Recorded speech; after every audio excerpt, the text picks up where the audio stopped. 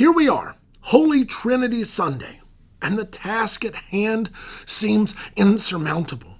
Our job is to comprehend the uncomprehendable, to describe the undescribable, to approach this topic of the existence of the triune God, the three in one, the one in three, this great topic that theologians and clergy have been writing about and arguing about for 2,000 years.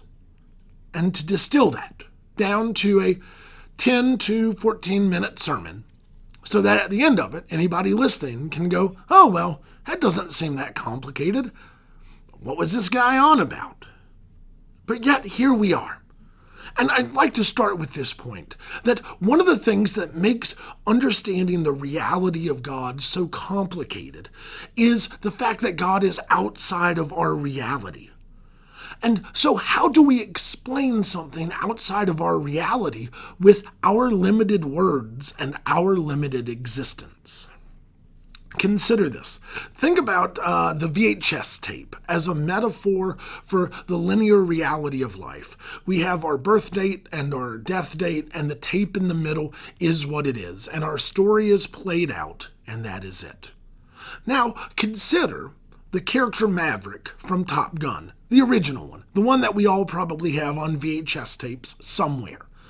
Imagine trying to explain to Maverick on that VHS tape the existence and reality of the CEO of Blockbuster Video, again, in the time when Top Gun would have been on VHS, and how the distribution network of Blockbuster works and what their CEO's job is.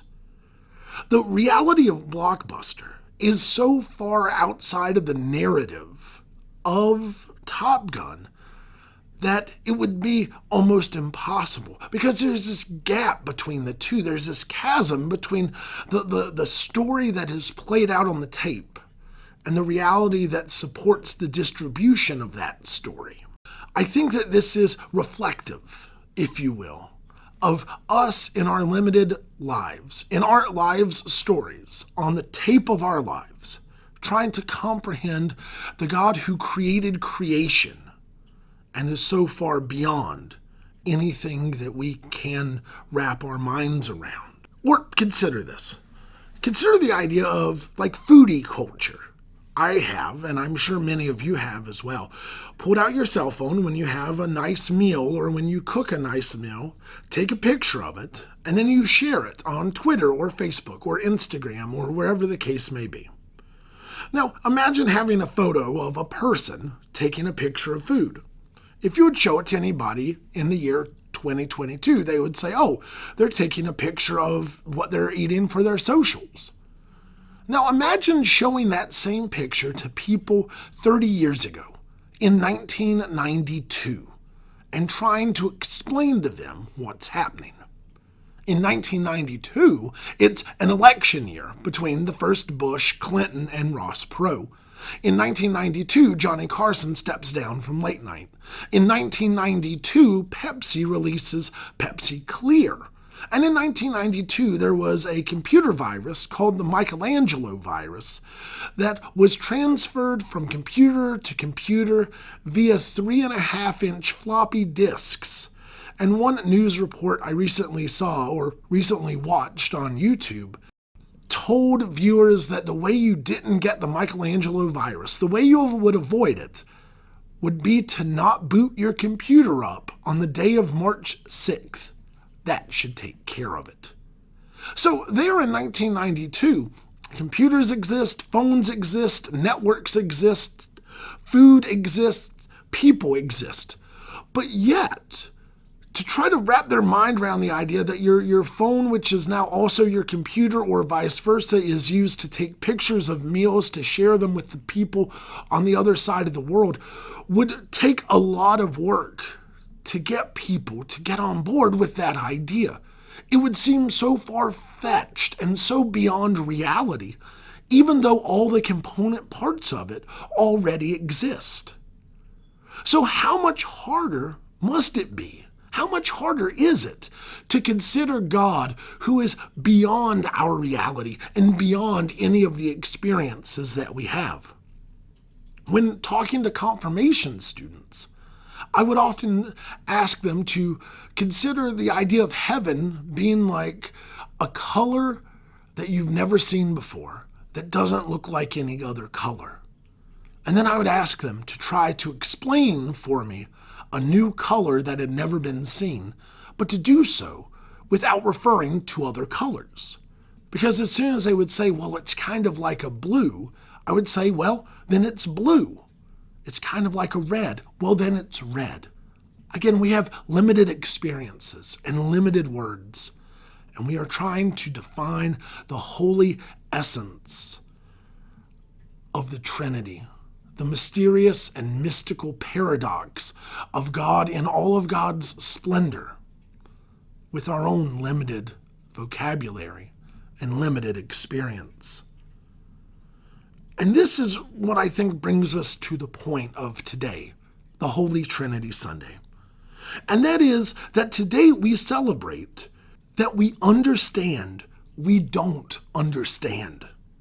And that is a big difference from celebrating that we understand what we understand. See, when we understand that we don't understand, we put ourselves on kind of the outside and say, I don't understand that, but I'd like to. I'd like to think more about it. I'd like to talk more about that. I would like to consider other realities than my own because I don't understand that. Whereas, if we talk about how we understand what we understand, we always have to start with our own certainty, which may close off conversations that are roads that we don't understand, because we're only interested in talking about what we do. This kind of creates a trap for ourselves, because either we understand that we understand, and therefore we're not interested in another view, or we think we understand what we understand, and we find out that we don't, and then we feel foolish or hornswoggled or hoodwinked or whatever the case may be. I consider the traditional children's sermon for Holy Trinity Sunday. The pastor invites the kids up, they sit down, and the pastor says, remember, God the Trinity is like H2O, solid, liquid, or gas. All three, etc., which I think is a great tactile image for small children and a great way to give them something to hold on to. But the backside of that sermon and the backside of that joke is always that the kids go back to their pews and the parent says to the child, what did you learn in the children's sermon? And the kid responds, God is an ice cube, because that is what they understand that they understand.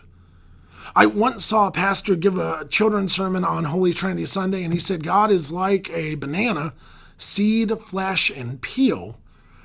This turned out the same way that the ice cube joke did. The kid went back to the pew and the mother asked, what did you learn in the children's sermon? And the child said, God is a banana. Now, kudos, because if that kid was in school on Monday and pulled the banana out of his lunch sack and took a moment to contemplate the reality of God in his life, that's great. I bring this up to underline that sometimes we demand a huge amount of understanding from our children that we don't even extend to ourselves. Consider Holy Communion. When Martin Luther himself was asked about God's presence and activity in the sacrament of Holy Communion, Luther's response was that God is present in, with, and under the elements. They kept pushing on him. Hey, what exactly is God doing? Spell it out for us. Measure it. Quantify it. What is God doing? And Luther would always go back to those holy prepositions, his mantra that God was present in, with, and under, which is an affirmative action of God's presence and activity, but also sidesteps exactly what God is doing, because Luther knew that God could always and would always be doing more than he would see and understand. However, in America, when children get to second, third, or fourth grade, there's this tradition that we send them to First Communion class because children need to know exactly what's happening at communion when parents don't know that. Martin Luther didn't know that. He understood what he didn't understand, but he knew at the core of it was God's presence and activity. That is the power of understanding what we don't understand. It allows us to celebrate all the things that God is doing that are beyond our ability to perceive or pick up or understand. I pray this for us. I pray that not only on Holy Trinity Sunday, but every day of our lives, we may be so brave as to acknowledge that we understand that there are things we do not understand. Not only in regards to the reality of God and faith, but also when talking to our sisters and brothers across the world. When we talk to people of different genders and different ages, people from different counties or states or countries, people on different sides of the political aisle, from different socioeconomic groups, to understand that we are all individuals and we can understand that we don't understand exactly what any other person has been through, but that's okay, because we can understand that God is here and active and present, and God is present in, with, and under, loving all of humanity and all of creation.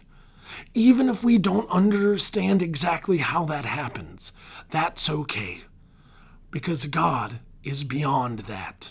God is beyond our understanding. God doesn't need us to know how and what God is doing exactly. God merely wants us to love God and love one another. Thanks be to God. Amen.